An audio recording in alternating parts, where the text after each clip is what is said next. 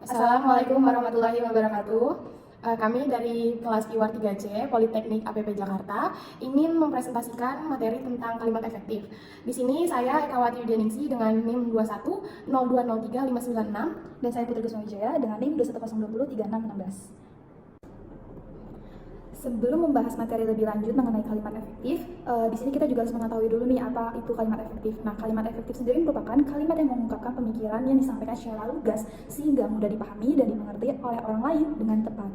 Setelah mengetahui pengertian dari kalimat efektif, sekarang kita akan membahas tentang ciri-ciri dari kalimat efektif.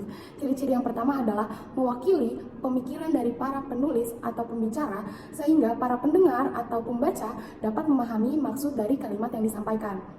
Kemudian yang kedua adalah memiliki unsur penting ataupun unsur pokok. Nah, unsur penting atau unsur pokok ini meliputi subjek, predikat, objek, dan keterangan atau minimal dalam satu kalimat harus mengandung subjek dan predikat.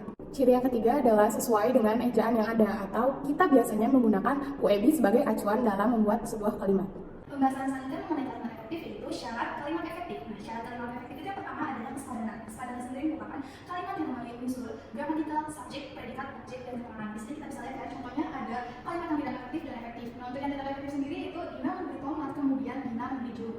Nah, bagaimana kita akan mengubahnya menjadi kalimat efektif itu Dina memberi tomat, kemudian membeli jeruk. Di sini yang kalimat tidak efektif itu adanya pengulangan dalam subjek di satu kalimat.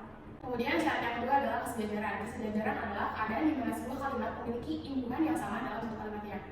Contohnya di sini ada kalimat ibu memasak kangkung dengan ditumis di atas wajan. Ini tidak efektif karena kalimat efektifnya adalah ibu memasak kangkung dengan ditumis di atas wajan.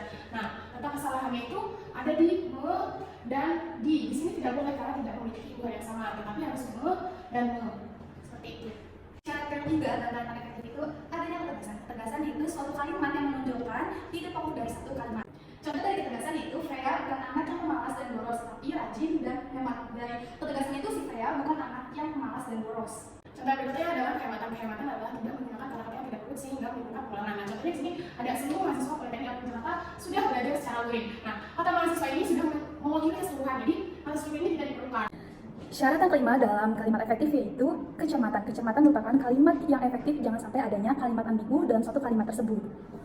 Kemudian yang keenam adalah kepaduan. Kepaduan adalah kata yang digunakan sebagai penjelas dari kata-kata sebelumnya. Jadi dalam suatu kepaduan ada maksud dan tujuan, jadi tidak bertele-tele, tidak terpecah-pecah dalam sebuah kalimat. Syarat yang ketujuh dalam kalimat efektif itu kelebisan. Kelebisan merupakan kalimat yang dapat mudah dipahami dan penulisannya itu sesuai dengan ejaan yang berlaku.